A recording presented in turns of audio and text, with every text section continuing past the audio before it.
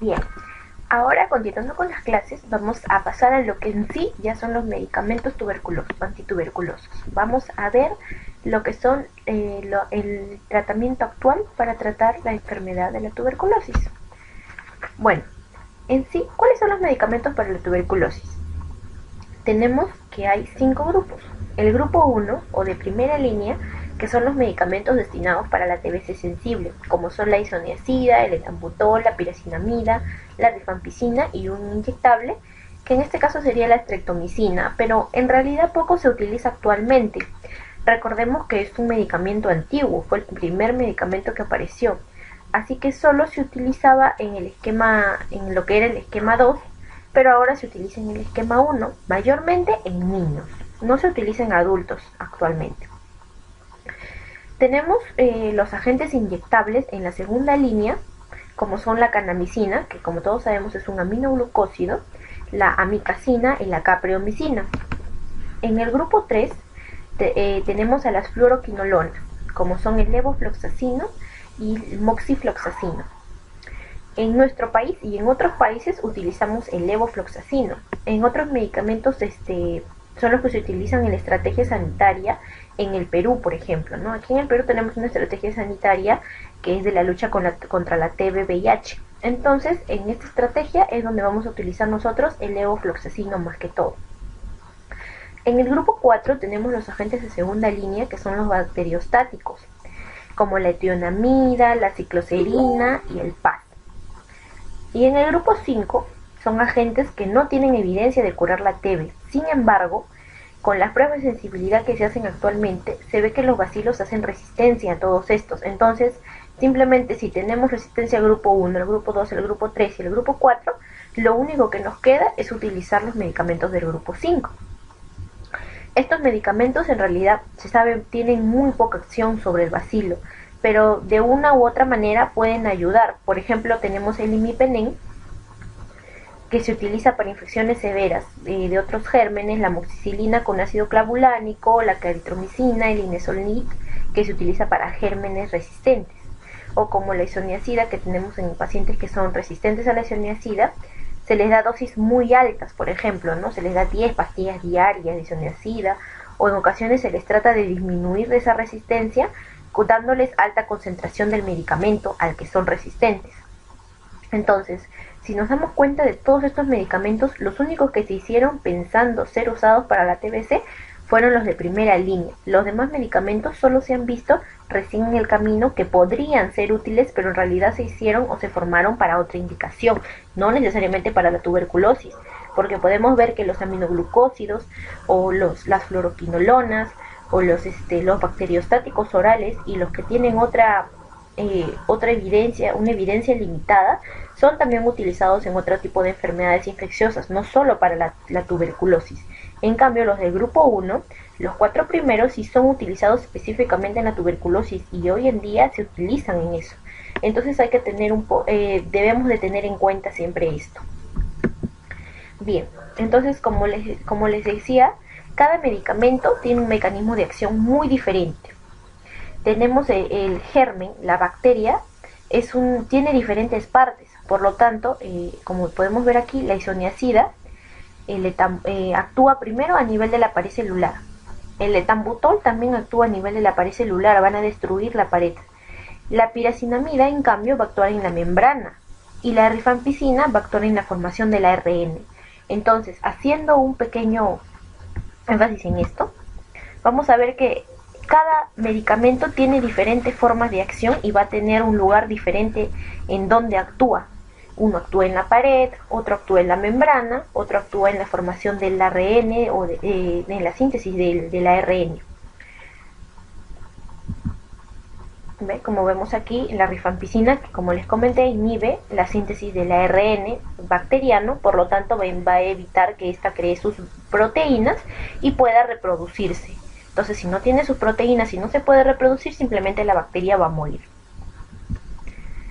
En el caso de los medicamentos de segunda línea, como la etionamida, entonces las de segunda línea se utilizan ¿para qué? Para la TB-MDR, ¿no? La que es resistente, que vamos a ver posteriormente a qué medicamentos es resistente. Entonces, las tionamidas o la tionamida, que es el principal representante de este grupo, va a inhibir la síntesis de la pared celular. Pero en el tratamiento, por ejemplo, para las extradrogoresistentes, no tienen ninguna acción. Entonces ahí se va a utilizar otro tipo de medicamentos. Por ejemplo, la cicloserina. La cicloserina también, ¿no? La cicloserina va a actuar, inhibe la formación también de la pared celular. Entonces, pero van a actuar a diferentes niveles de la pared, ¿no? Una va a actuar en el péptidoglicano y la otra va a actuar a nivel del ácido micólico. Si nosotros sumamos la acción de estos diferentes medicamentos en diferentes puntos del bacilo, vamos a lograr una mejor acción del medicamento. Por eso se utilizan varios medicamentos para este tratamiento, como les estaba comentando. Tenemos también aparte el PAS, las fluoroquinolonas que ya les comenté, los péptidos cíclicos, que inhiben también la síntesis de proteínas mayormente, y los aminoglucósidos, ¿no? Amicacina, canamicina, que son mayormente presentaciones inyectables. Todos estos medicamentos juntos en una acción van a lograr un efecto negativo hacia la bacteria, para así poder destruirla y que pueda haber el tratamiento sea óptimo, ¿no? E idóneo. Bueno, ahora vamos a pasar a los casos de tuberculosis según resistencia. ¿Por qué vamos a pasar a estos casos? Porque para poder darle tratamiento a un paciente con tuberculosis debemos ver qué tipo de resistencia tiene a los medicamentos. Como les comenté, tenemos de primera línea, segunda línea hasta la quinta línea. Entonces, de acuerdo a eso, vamos a darle nuestro medicamento. Entonces, vamos a tener primero los fármacos que van a ser para una tuberculosis sensible o pansensible, también se le conoce. Este tipo de tuberculosis sensible se le dice así porque es sensible a todas las drogas. Simplemente le damos cualquier tipo de droga, obviamente del esquema de tratamiento, y de alguna u otra manera van a afectar al bacilo. Entonces, nuestro paciente simplemente va a estar feliz. ¿Por qué? Porque cualquier medicamento que es para la tuberculosis va a afectar al bacilo y le va a hacer un efecto para que pueda curarse y llegar más rápido a la sanación. Vamos a tener otro caso, como es el caso de la TB-MDR.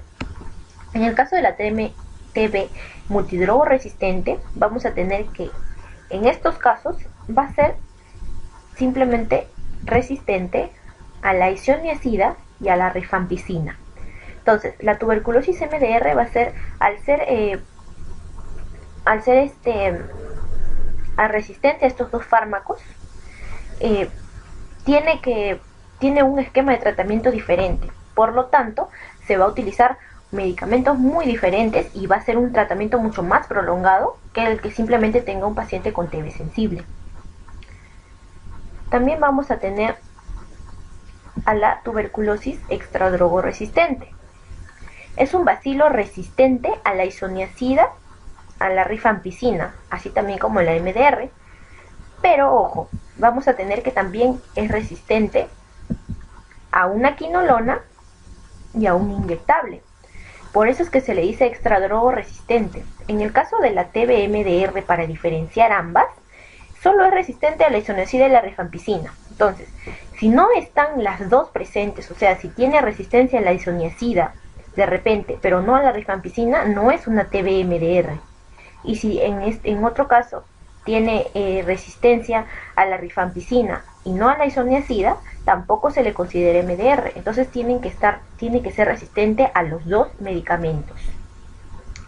En este caso, en la TB-XDR, tenemos que es resistente a estos dos medicamentos, pero también se le tiene que agregar que es resistente a una quinolona, ¿no? En este caso al levofloxacino puede ser resistente, o también al inyectable, que puede ser a la canamicina, a la amicacina. Vamos a tener también el caso de la TB monoresistente. Como les comenté y les puse un ejemplo ahorita con la TB-MDR, tiene que ser es resistente a un medicamento, a uno solo, sea cual sea el medicamento. Es decir, si es resistente a dos drogas o más, no sería ya una TB monoresistente. Entonces tenemos aquí en el caso la TB poliresistente, que esta sí es una tuberculosis del modo de que es resistente a 2 drogas o más. Eso sí, sin ser criterio MDR. ¿Por qué? Porque se supone que podría ser una TB poliresistente o una MDR, no. Simplemente porque en la TB MDR va a ser isoniazida rifampicina.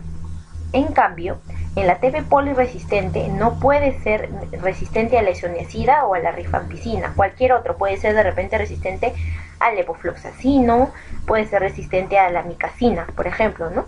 Ahí sí sería una poliresistente porque es resistente a la amicacina y al levofloxacino, pero no tiene criterios MDR.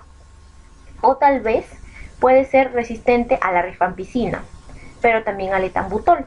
Ahí también sería poliresistente porque no cumple el criterio de ser multidrogo resistente. Entonces vamos a tener que realizar bien esta diferencia para poder así no confundirnos en cuanto a dar tratamiento a los pacientes. Tenemos que ser muy precisos al momento de poder diferenciar los tipos de casos en el caso de la tuberculosis, qué tipo de caso es sensible, qué tipo de caso es MDR.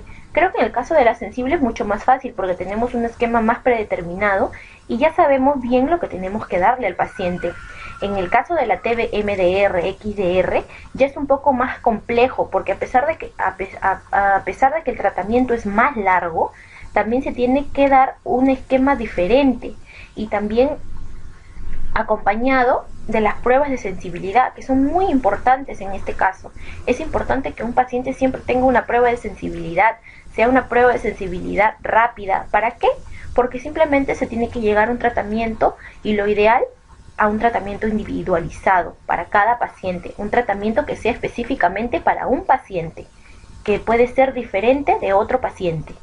Entonces ese sería el ideal en el caso del tratamiento y en el que muchas veces y en muchos hospitales no se les da. Por ejemplo, en algunos hospitales hay pacientes que son MDR, XDR y que simplemente siguen teniendo su tratamiento por años y que no tienen una prueba de sensibilidad. Una prueba de sensibilidad específica, estoy hablando, claro, ¿no? Porque si tiene criterios MDR quiere decir que le han hecho una prueba de sensibilidad rápida, pero no la específica. Entonces es importante que tengamos esto en cuenta para poder hacer y dar nuestro tratamiento a nuestro paciente. Es importante trabajar también de la mano con el neumólogo, porque a una persona con TB sensible se le puede dar tratamiento el médico general. Pero en el caso de la TB MDR, XDR, que son casos mucho más especiales y un poco más extremos, ya se tiene que trabajar con el neumólogo, porque esos medicamentos y el tratamiento muchas veces se puede considerar hasta intrahospitalario, como vamos a ver posteriormente. Bueno, ahora vamos a tomarnos otro pequeño break para así poder seguir y poder entender mejor lo que viene más adelante.